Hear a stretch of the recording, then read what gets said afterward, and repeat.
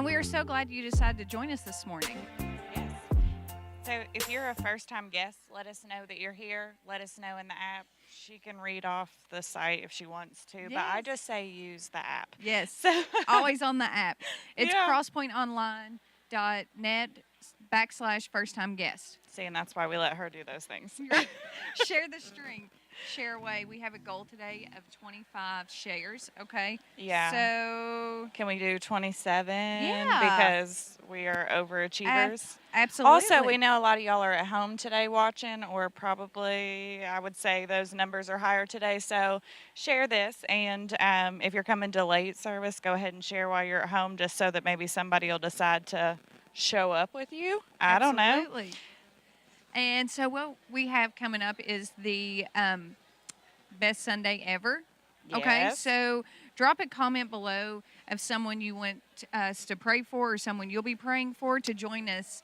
Yeah, just their first name, drop it in the comments, and that way we can be praying and hoping that they will show up on Best Sunday Ever and join us. Absolutely. And then we have small groups coming up, so if you haven't signed up yet, then go ahead and do that. You can do that in the app too, or go back and listen to her say that whole site again. Yeah, So- please sign up. They'll find a place for you.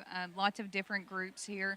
So, yeah, that's always Right, yeah, and cool then so, thing to and do. if you're in a senior or up, you can always come to our house because we'll be doing that. So reach out to Andy or I, and we'll just let you know when that starts. So And they have good food. Always. Have, Yes. always have good food. yes, The best snacks. All right, guys. Good morning, Katie Johnson. good morning. Good morning, Vicki Clark.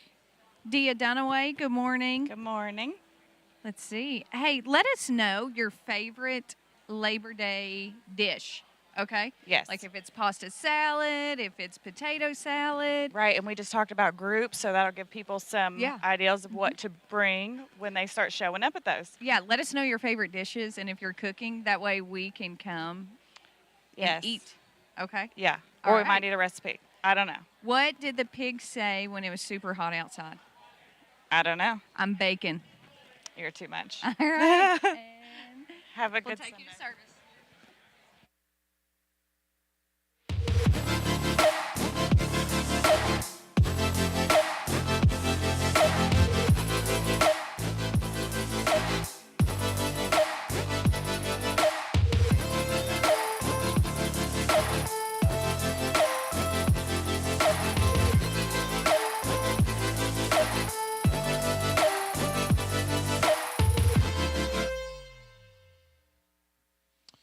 Well, good morning, everyone. How are we doing this morning? Good to see you guys. Good to see you. Well, whether you're here with us in the room online or joining us over at East End, we're so glad you decided to join us here today. As you can see, it's just me up here today. So I encourage you guys to sing along with me, and let's lift our voices together today. I invite you to stand and sing with me.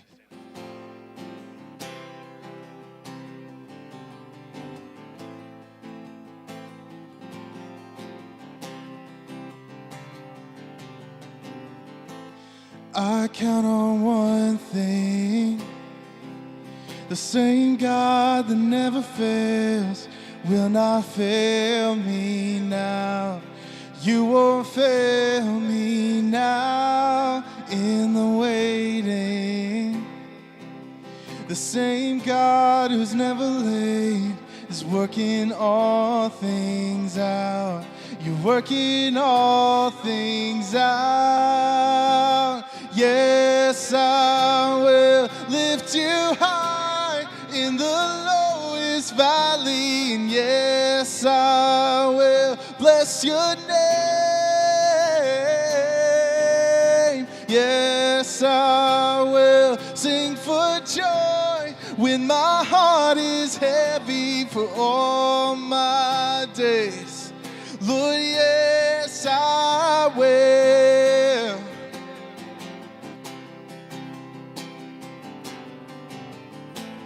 I count on one thing. The same God that never fails will not fail me now. You won't fail me now in the waiting. The same God who's never late is working all things out. You're working all things out. Yes, I will lift you high in the lowest valley. And yes, I will bless your name. Yes, I will sing for joy when my heart is heavy for all my days. Lord, yes, I will for all my days. Lord, yes, I will, and I choose to praise, to glorify the name of all names that nothing can stand against. I choose to praise, to glorify the name of all names that nothing can stand against. Yes, I will lift you high in the lowest valley, and yes, I will bless your name. Yes, I will sing for joy when my heart is heavy for all my days. Lord, yes, I will for all my days. Lord, yes, I will for all my days. Yes, I will.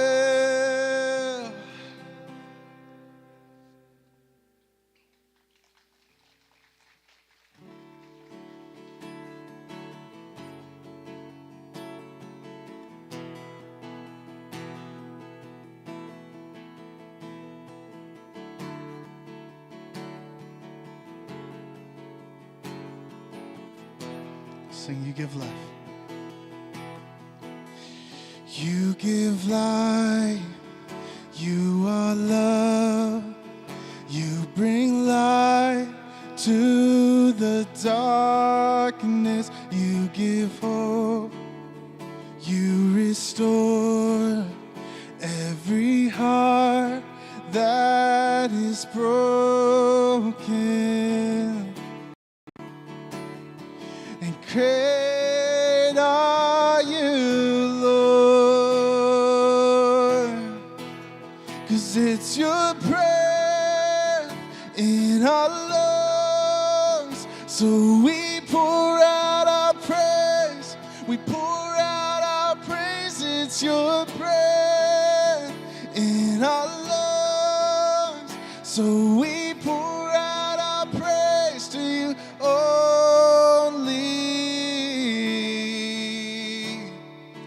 Great are you, Lord. You give life. You give life. You are love.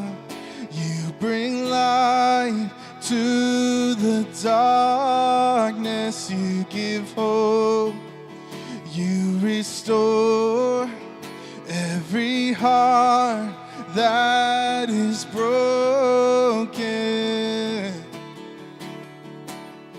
And great are you, Lord.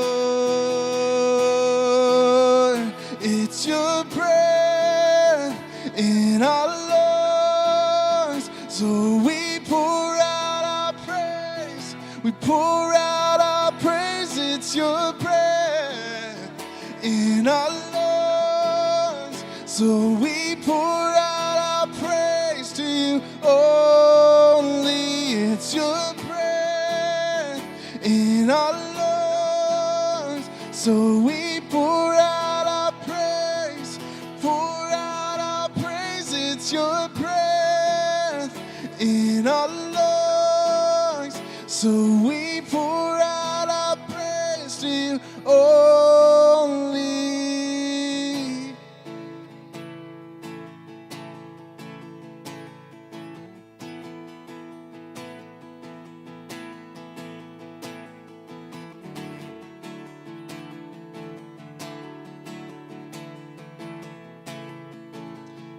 to sing this together. All the earth. And all the earth will shout your praise.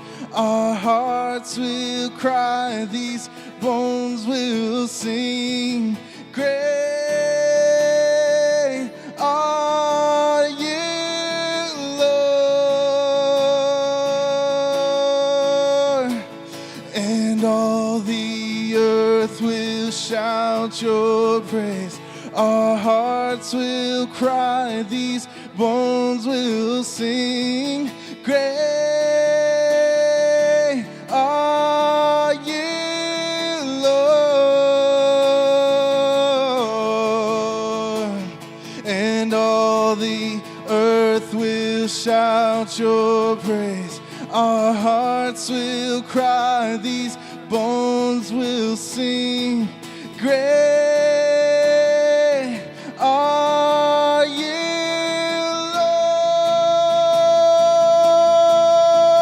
Lord. It's your breath in our lungs, so we pour out our praise. We pour out our praise. It's your breath in our lungs, so we pour out our praise to you only. It's your breath in our lungs, so we pour out our praise, pour out our praise. It's your breath in our lungs, so we pour out our praise to you only.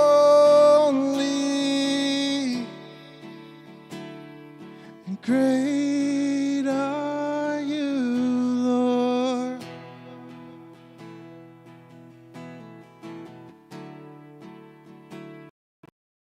Great are you, Lord. Amen. Well, thank you so much for singing with me this morning. I invite you guys to go ahead and find your seat today. Morning, CrossPoint. How's everybody? Good? Good. So if you're joining us in online, Augusta, or East End, or here in Maysville, we're super glad you're here to join us this morning. If you're a first-time guest, on the back of your seats, you'll find a little slip. If you want to fill that slip out and put it in the boxes on the doors as you're leaving, we'd love to connect with you and bring you into our church family. September 10th, next Sunday, 9:30 and 11:30 service, but it's the best Sunday ever. So it's a perfect opportunity to bring somebody that you know, maybe God's put on your heart, wants you to invite them here. We'll have cards at the welcome table for that, make it a little easier to break the ice with them. We've got a breakfast bar with biscuits, and then we will have a Zorb experience, which I don't know exactly what that is, but we'll get a sneak peek later on what exactly that is. And then, like I said, it's just a great opportunity to invite someone who doesn't necessarily come to church. Maybe they've come before, but bring them here and worship with God. And then we've had a lot of people ask how they can serve. God calls us to serve, and our worship team really needs some help. There's a reason why I'm up here giving the opening and not singing. But if you do have singing talents, we could really use them, or you play an instrument, we could really use your help. So you could sign up, like again, on the CrossPoint Now app, or you could talk to Eli. He would love to help you. If you're a little bit nervous, he'll make sure that you will succeed. We also have groups, our small group sign-ups. They're still available. There's groups for anything, all ages, women, men. If you like to run, we've got a group for that. Also, if you're online, we've got an online group. So check out that. It's a great way to connect and get closer to your church family. And then to serve here on Sundays, we have we need help in the concessions, helping hand out food and greet people as they're coming in the doors. If that's your cup of tea, then we need your help on that. And yeah, so We've got Kid XP in the back. They're awesome. We can use your help on volunteers for that. And we've got Pastor Katie helping us out today with the sermon. So let's give her a round of applause as she comes up to the stage.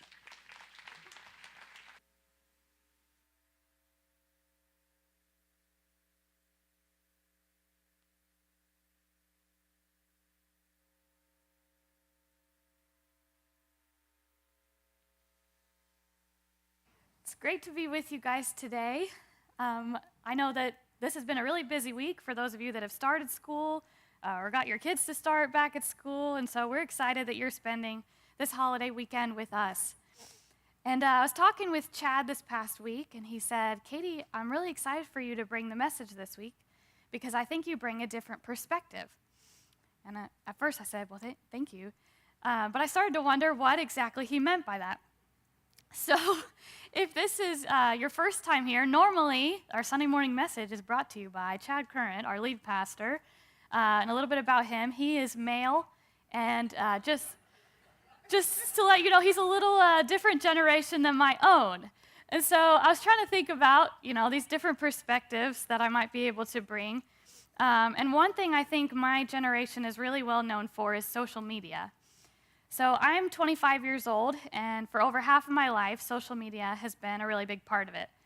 I like to stay in contact with friends and family that are far away. I like to share funny things that are happening in my life. But if I'm honest with you guys, for those of you that are on social media, one of the most fun aspects to it is the different kind of filters that you can play with. So if you don't know what I'm talking about, this is when you post a picture, and you can kind of distort the reality of what's going on in that picture. I was actually overhearing a couple ladies in the lobby this morning that said, man, I didn't even recognize you. You looked 20 years younger in that photo. And the lady said, oh, that's because I use a filter. It's great. But if you're not on Facebook or Instagram, Snapchat, TikTok, I wanted to give you an idea of what these filters are that I'm talking about. So here's me writing my sermon. This is a positive filter. It kind of makes me look tanner than usual. It blurs out all the spots on my face. It gives me some digital makeup. But then there's also negative filters. That's what those look like. They kind of exaggerate your facial expression. They accentuate the bad parts of your face and the spots. And they just kind of make you look ridiculous. But these filters either make our reality look better than usual or worse. Sometimes we just use them to be funny, but I think a lot of times we use them to make ourselves look better or make our picture look better than it actually is. So I was thinking about this week because I think a lot of people use these simply to improve where we lack or where we feel like we're weak. And so looking at these different filters, I was reading a study this week about how men in general are more likely to look in the mirror and focus on the positives, whereas women in general are more likely to look in the mirror and focus on the negatives. So men look in the mirror in the morning, according to this study, and they say, dang, my hair looks good today. Or like, going to the gym is really paying off. Whereas women look in the mirror and they think, oh, I really liked that shirt, but it's starting to make my arms look big. Or like, look at the size of the pimple on my face. Look how bad my hair looks. And while I don't want to speak for the majority of the women in this room or any of the men listening today, just this one study shows us that over half of our population looks at ourselves and we focus on our weakness. We look at ourselves and we focus on where we lack, where we struggle, and where we're weak. We tend to see ourselves in this way, through this negative filter. Is it sounding familiar to anyone? Unfortunately, I think most of us in this room or watching online have heard or have looked at ourselves in this way at one point or another. And today, I'm excited to share one of my favorite stories in the Bible because it's about a man named Gideon who I think looks at himself in that same way. When we look at ourselves through this negative lens or through this negative filter, I think it's really easy to read the Bible and think, I am nothing like this person that I'm reading about. I am nothing like Daniel, who would go as far to follow God as to go against everything the government said and end up in a pit of lions. Or I'm reading about John, and I feel like I'm nothing like him because I love Jesus, but I don't know that I could follow him as far as to be put to death for my faith. And I think when we look at ourselves in this negative way, it's easy to look at people in the Bible and think, they are perfect, and they are holy, and they are nothing like me. But the reason I like this story that I'm going to share today is because I think Gideon looks at himself in the same way. And so just to give you a little bit of background on Gideon, the Bible tells us that he was from the smallest tribe of Israel. This tribe was not really going to amount to much, according to everyone else. On top of that, Gideon was the weakest in his family, and their family was one of the lowest in that tribe. Gideon, he was also weaker than all of his brothers. So while his brothers were out trying to defend their tribe, which had been living in terror for about 7 years, hiding from their enemies, just trying to stay alive, while his brothers were out trying to defend their people, Gideon was inside. He was feeding the animals, he was harvesting the food, and he was doing the housework. So already, according to the culture at the time, Gideon was seen as less than because he couldn't even do the man's job at the time. He was often overlooked in social circles, yet God takes the time to meet him face to face. And that's where we pick up in Judges chapter 6. An angel of the Lord appeared to Gideon and said, "Mighty hero, the Lord is with you."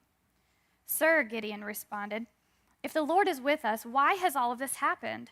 And where are all the miracles our ancestors told us about? Didn't they say, 'The Lord brought us up out of Egypt'? But now the Lord has abandoned us and handed us over to the Midianites." Then the Lord turned to him and said, "Go with the strength you have and rescue Israel from the Midianites. I am sending you." "But Lord," Gideon replied, "how can I rescue Israel? My clan is the weakest in the whole tribe of Manasseh, and I am the least in my entire family." The Lord said to him, "I will be with you, and you will destroy the Midianites as if you were fighting against one man." So God not only takes the time to meet Gideon where he is, but he invites him to save all of his people that have been suffering for 7 years at this point. He chooses Gideon to lead the Israelites out of the hands of their enemies, something that he could have chosen a mighty warrior to do, someone that had tons of experience and was confident in himself. But instead, he chose Gideon. And Gideon, in return, looks at himself and starts to question God. We continue in verse 17. Gideon replied, "If you are truly going to help me, show me a sign to prove that it is really the Lord speaking to me. Don't go away until I come back and bring my offering to you." He answered, "I will stay here until you return." So God makes this big invitation to Gideon that he's going to be the hero of the story. And Gideon starts to question himself. And so he says, "Okay, angel, stay right here. I'm going to go make my offering. And if you stay, I'll know that this is what I'm supposed to do." So the angel of the Lord stays. But that's really not enough for Gideon at the time. Instead, he asks for multiple signs from God to prove that, number one, he is talking to God, and number two, he really means to talk to Gideon. And after one sign, God comes through. After another one, he comes through. And after another one, he comes through, and he finally asks God to work a miracle. Then Gideon said to God, "If you are truly going to use me to rescue Israel as you promised, prove it to me in this way. I will put a wool fleece on the threshing floor tonight. If the fleece is wet with dew in the morning, but the ground is dry, then I will know that you are going to help me rescue Israel as you promised."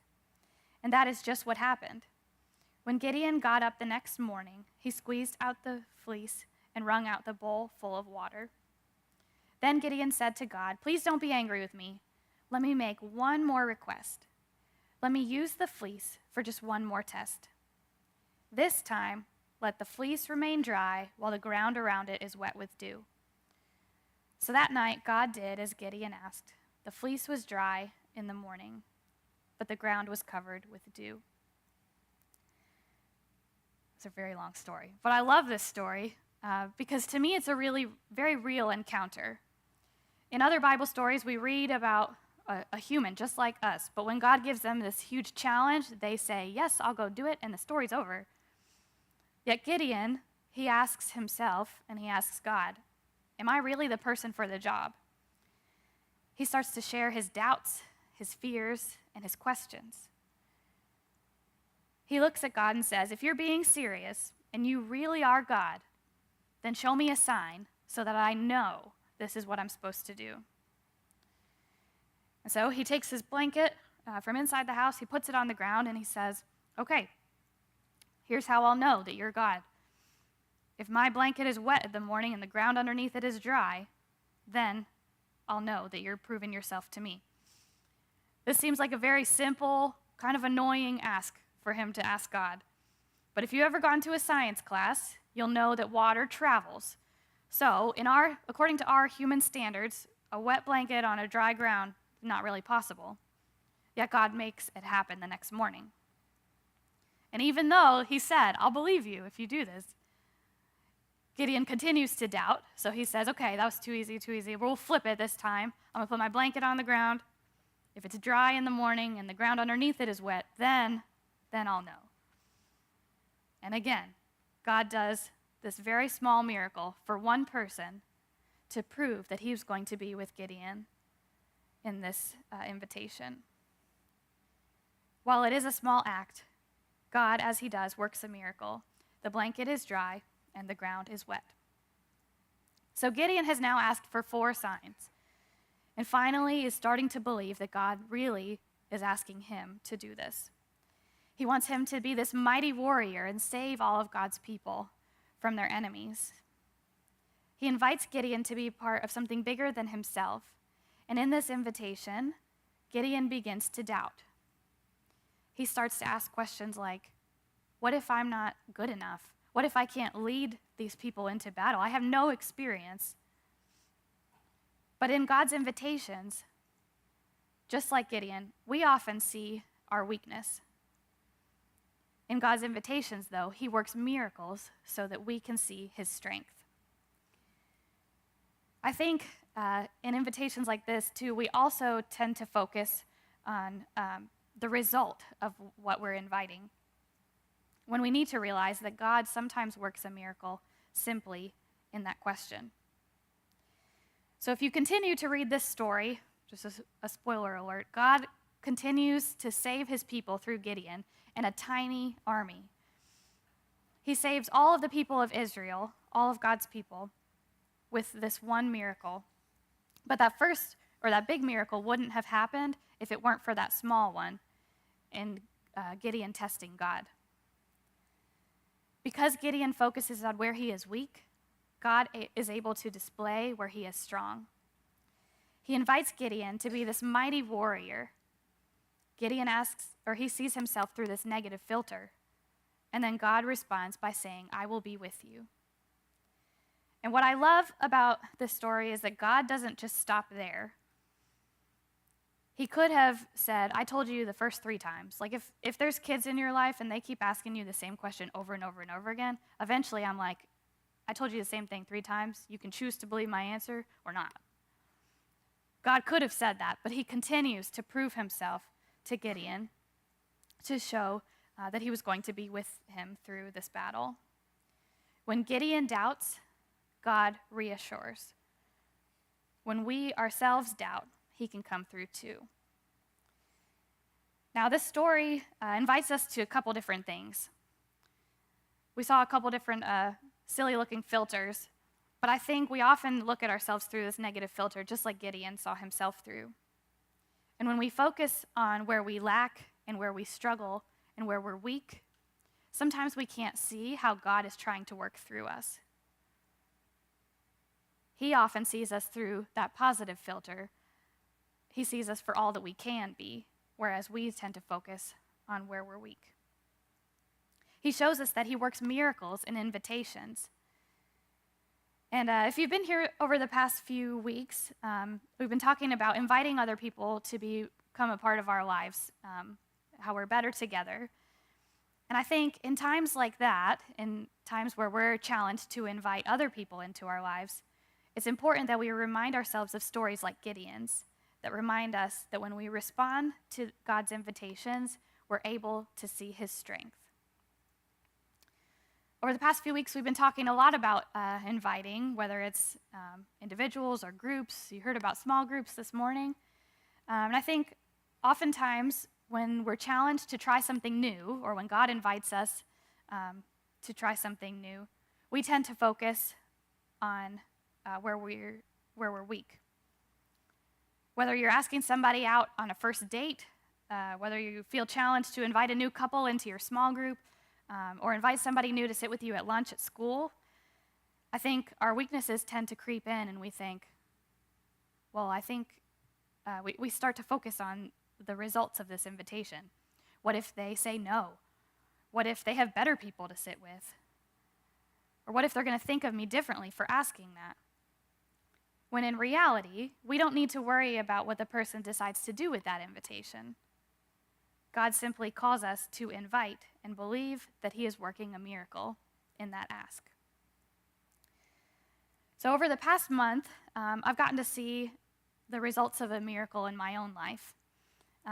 So back in 2011, one of the staff at my church at the time felt challenged to start a youth group.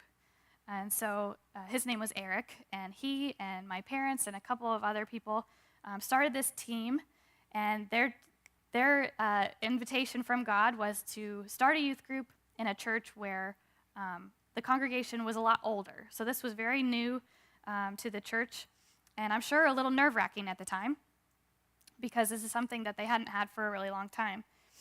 And so Eric decided that he was going to accept this invitation. He was going to start this youth group. And so it started with this like little teen hangout on Friday nights. We would all just get together and play games and just spend time getting to know each other. But eventually it turned into this time when we would have devotions and share about how God was working. And teens that came from a variety of rough backgrounds would spend their Friday nights at the church when they could have been anywhere else. Now, knowing Eric before this, I'm sure this invitation from God was probably a little nerve-wracking because I know that he didn't have a perfect adolescence. And so he may have wondered, God, why are you choosing me to start something like this for teenagers that were just like me? But God gave Eric that invitation to simply invite teens to play games, and countless teenagers were introduced to Jesus through this experience. Several months ago, switching over to me now, several months ago, I found myself in a season where I really struggled to read the Bible. And I hated admitting that to myself and to anybody around me because I think as a follower of Jesus, I should be excited to open my Bible and read confusing words.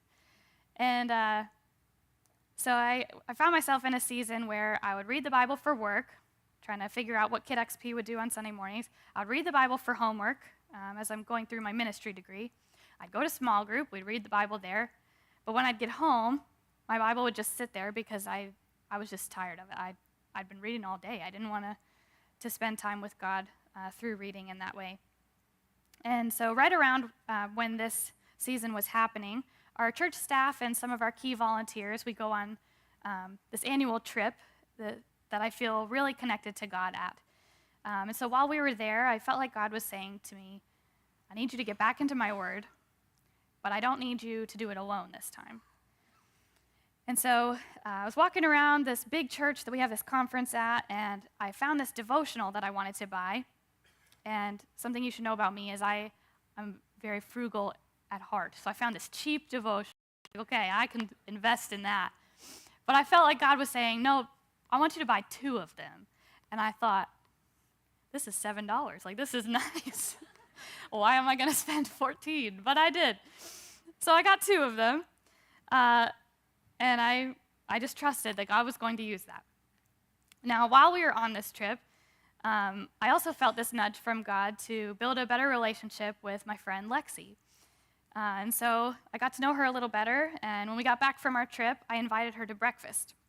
So we started to build a better relationship, and when I got home, I realized, okay, God wanted me to get that extra devotional to invite Lexi to be a part of it, so that she could hold me accountable for my Bible reading. So it took me a couple weeks to build up the courage to ask. It sounds crazy, but I was at home like, I don't know if I can do this. It got to the point where my husband was like, what is the worst that can happen? You're just asking her to read with you and talk about what you're reading. So a couple weeks later, I asked Lexi if she's willing to do this with me, and she says yes. And so we've been meeting every week, and it's still one of my favorite parts of the week. We actually met yesterday. So it was my relationship with God that challenged me to invite Lexi to do this simple task once a week. It was Lexi's relationship with God that challenged her, and this is quite the challenge, to chaperone our middle school CIY trip this summer. And so when we went there, she got to build a stronger relationship with one of our middle school girls that comes to church here. And so she's been pouring into this girl week after week, and it's been amazing to see. Yesterday, she just told me that she just gave her a devotional Bible to continue to build her relationship with God. This middle school student, in her relationship with God, challenged her to start serving in Kid XP, where she now teaches some of our youngest church members about God. And so it's amazing for me to look back and see that my invitation invited Lexi, who invited this middle school girl, who now teaches Amelia, who's 3 years old in our church. One thing that I forgot to mention, though, is Eric began this youth group in September of 2011, which would have been the same month that CrossPoint celebrated their 1-year anniversary, or their first best Sunday ever. And so I stand here 11 years later to tell you that God works miracles and invitations because I was one of the teens in that youth group. God invited Eric, who invited me, who invited Lexi, who invited Claire, who currently invites the preschoolers here in our church, to look past our weaknesses and see how God can move in our lives. Those of us that are here today or listening online or later this week, we're called to change the filter that we look at ourselves through. We're challenged to allow God to see us through the filter of all that we can be, rather than focus on where we're weak. We're called to simply invite other people to be part of what he is doing. Because if Gideon hadn't invited other people to go into battle with him, God's people wouldn't have been saved. We wouldn't be sitting here today. And for those of you that were listening to our announcements this morning, next Sunday we celebrate CrossPoint's 12-year anniversary. God's been working through CrossPoint's ministries for 12 years, and it's amazing to see all that he has done, but also continue to believe in all that he's going to do. And when we believe in all that he's going to do, through you and through me, we want to invite others to be a part of it. And so today, I have a couple different ways that I'd like to invite you to respond. I think there's a lot of different ways that we can take this story. But today I want us to focus on this negative filter that we see ourselves through versus this positive filter that God sees us for all that we can be and all that he can do through us. And so I want you to take a minute and think, is there somebody in my life who they tend to see themselves for where they're weak, where they lack, where they struggle? Somebody in our lives that they just really need to experience God and know of all that he can do through them. And again, our responsibility is not in how they'll respond to our invitation, but we are challenged to invite them, whether it's to sit by you in church next Sunday morning, whether it's to watch online, or to simply ask them to pray for how God is going to move. Is there somebody that comes to mind today that meets those questions. The second response looks a little different. You may not have someone else that comes to mind, but you may be thinking, man, I really do see myself through that negative filter. I see myself like Gideon, but I think if I were to take a step out of that and answer God's invitation to see all that he can do through me, I'd be able to experience his love in a new and powerful way. And so if that's you, today I want you just to take a moment and ask God, how can I accept this invitation for myself? And once you have that response in mind, I'm going to pass it over to Chad and Augusta and invite you all to pray with me. God, I just thank you for your love for us, for this story of Gideon.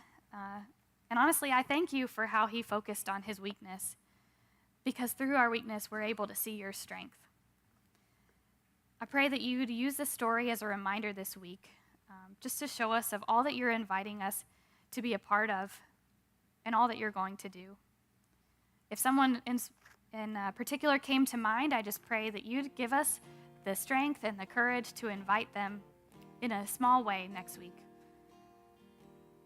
And God, if I'm the person that comes to mind, I just pray that you'd be with each person in this room, that they would start to see themselves the way you see them, so that you can do amazing things and work miracles in their life. In Jesus' name we pray. Amen.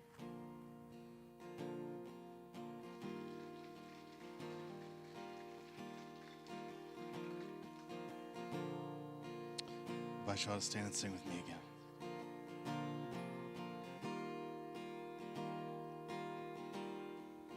Christ is my firm foundation, the rock on which I stand when everything around me is shaking. I've never been more glad that I put my faith in Jesus, 'cause he's never let me down. He's faithful through generations. So why would he fail now? He won't.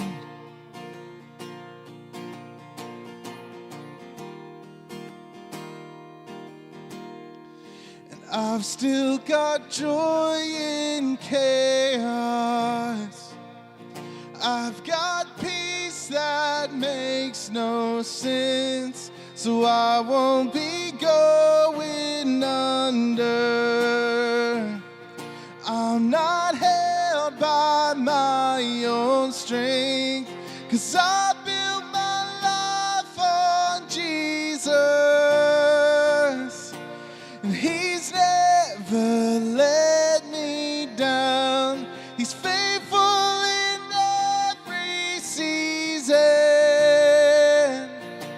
so why would he fail now? He won't. He won't.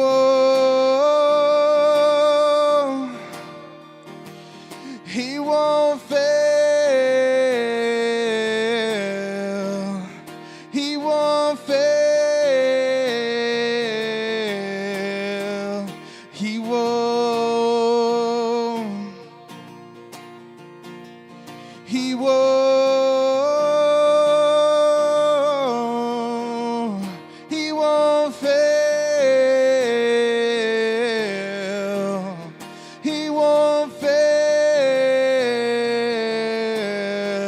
Christ is my firm foundation,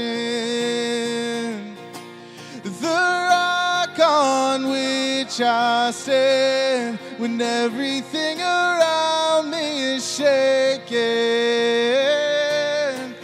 I've never been more glad that I put my faith in Jesus, 'cause he's never let me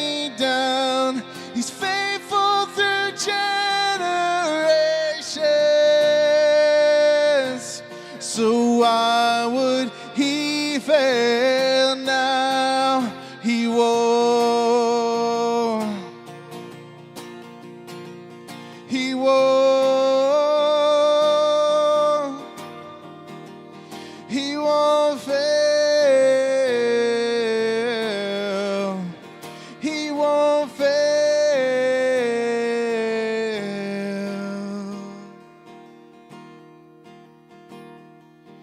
Rain came, wind blew, but my house was built on you, and I'm safe with you, and I'm gonna make it through. The rain came, wind blew, but my house was built on you, and I'm safe with you, and I'm gonna make it through. And rain came, wind blew, but my house was built on you, and I'm safe with you, and I'm gonna make it through. Yes, I'm gonna make it through, 'cause I'm standing strong on you. Yes, I'm gonna make it through, 'cause my house is built on you. Christ is my firm foundation, the rock on which I stand when everything around me is shaking. I've never been more glad that I put my faith in Jesus, 'cause he's never let me down. He's faithful through generations. So why would he fail now? He won't. He won't.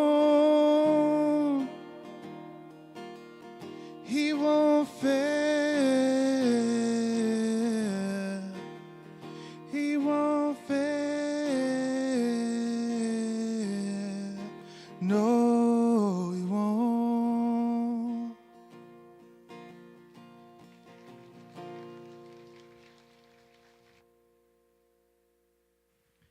If you need prayer, in the back right corner by the cross, there will be people to pray for you. Thank you guys so much for joining us and that awesome message from Katie. If you will, before you leave, check out the screen. And as promised, you'll have a little clip of the Zorb experience.